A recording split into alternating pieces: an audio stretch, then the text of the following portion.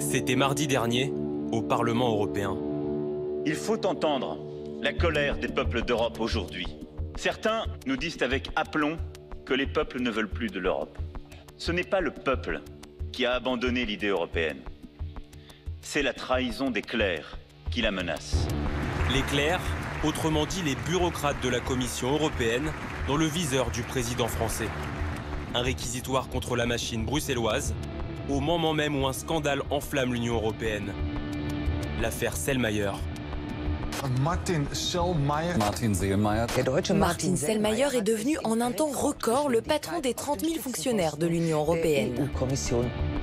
Martin Selmayr, c'est le nouveau numéro 2 de la Commission européenne. Les eurodéputés dénoncent sa nomination express, un passage en force. Le Selmayr Gate détruit toute la crédibilité de l'Union européenne. C'est dévastateur. Vous devriez avoir honte. Ce que vous faites pour l'Europe est pire que ce que font tous les nationalistes, tous les extrémistes. L'affaire Selmayr, un cadeau inespéré pour tous les eurosceptiques. C'est un fanatique, le bureaucrate le plus puissant au monde, nommé sans aucun respect des règles. Grâce à Dieu, le Royaume-Uni quitte l'Europe. Qui est Martin Selmayr? Comment ce fonctionnaire de l'ombre est-il devenu l'homme politique le plus puissant à Bruxelles? Enquête sur l'affaire qui fait trembler le gouvernement de l'Europe.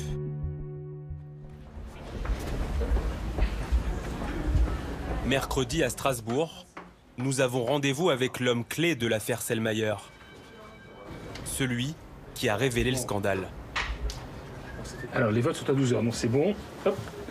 Alors aujourd'hui, le Parlement européen doit se prononcer sur l'affaire Selmayr, c'est-à-dire savoir si ils vont passer l'éponge sur ce qui s'apparente à un coup d'État bureaucratique. Jean Quatremer enquête sur les coulisses du pouvoir européen. Sa croisade du moment, obtenir la démission du nouveau numéro 2 de la Commission de Bruxelles. L'Union a son Frank Underwood, cet homme assoiffé de pouvoir, prêt à tuer père et mère, au sens figuré comme au sens propre, pour parvenir au sommet. Cet homme s'appelle Martin Selmayr. Martin Selmayr, c'est l'histoire d'une ascension politique fulgurante. Le 21 février dernier, en 5 minutes à peine, il gravit les 2 derniers échelons de l'administration européenne.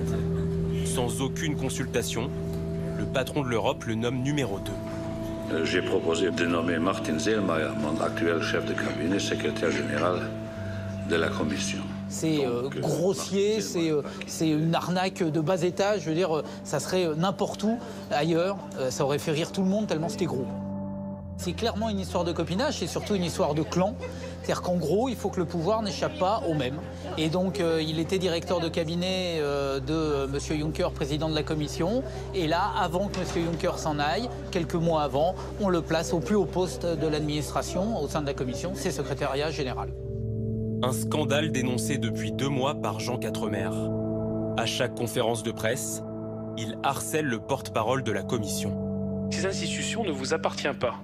Elle appartient à nous, les citoyens européens, et nous sommes en droit de poser des questions, de répéter ces questions sans cesse, sans avoir droit à des leçons de morale. Nous sommes un certain nombre ici à penser qu'il y a eu un problème. Donc on vous demande de vous justifier, et ça ne me paraît pas agaçant. Oui, et je reviendrai demain, je reviendrai mercredi, je reviendrai jeudi, je reviendrai vendredi, tous les jours de la semaine, je t'appellerai peut-être ce week-end, vu ton salaire, tu peux décrocher le week-end, etc. Et jusqu'à que j'ai des réponses à mes questions. Merci, Margaritis. Et tu sais bien que c'est nothing personal, comme on dit très bien en français. La légalité a été respectée religieusement. I had stubborn now then. Jusqu'ici, le puissant mais discret Martin Selmayr était resté dans l'ombre du patron de l'Europe. Dans les couloirs de Bruxelles, Selmayr avait déjà un surnom, le cerveau de Jean-Claude Juncker.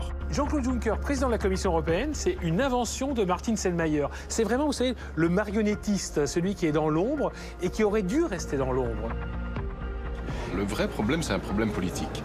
Il y a un fonctionnaire, personne n'a élu, qui prend tous les pouvoirs, qui exerce, en effet, les fonctions du président de la Commission du collège de commissaires, donc 28 personnes qui ont une légitimité démocratique. Non, ce n'est pas eux qui gouvernent la commission aujourd'hui.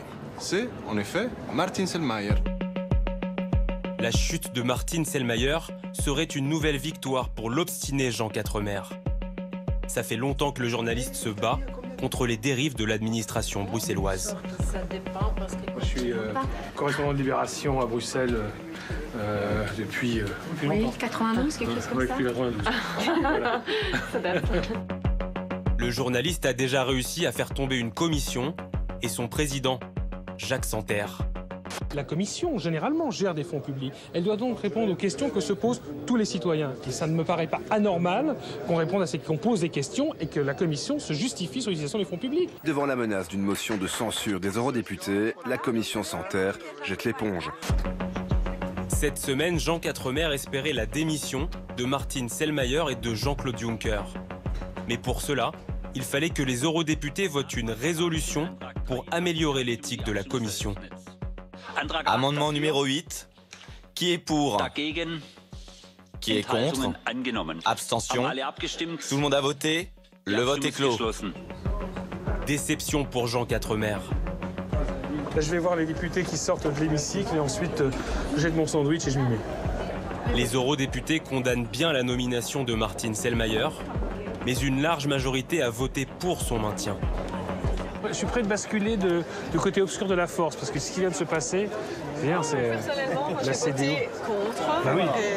Je me suis vraiment battu pour ça et je continuerai à le faire. Les Belges, je ne m'applatirai jamais devant cette absence de transparence. Et les socialistes allemands, ils ont fait quoi là? Vous avez vu un peu? Les socialistes allemands, ils ont couvert. Il faut leur poser la question, Mike. Oui. Tu as demandé la démission de Selmayr? Alors, moi, ce que j'ai dit, c'est qu'il faut faire en sorte... Donc, comment est-ce que je dirais? Je n'ai pas envie de faire tomber la commission là-dessus, parce que je pense que, vu de l'extérieur, ça serait évidemment compris comme vous voyez, ils se crêpent le chignon pour des enjeux de poste, et on met tout le monde dans le même sac, et c'est mauvais pour l'Europe. Par contre, l'objectif pour moi est de rendre Selmayr jetable. Pour moi, c'est ça. Politiquement, l'objectif que je poursuis ici, et ça n'a aucun secret, c'est de faire en sorte, pour utiliser le terme anglais, de faire de Selmayr damaged goods, des biens endommagés, que le prochain président de la Commission pourra, à loisir, éliminer.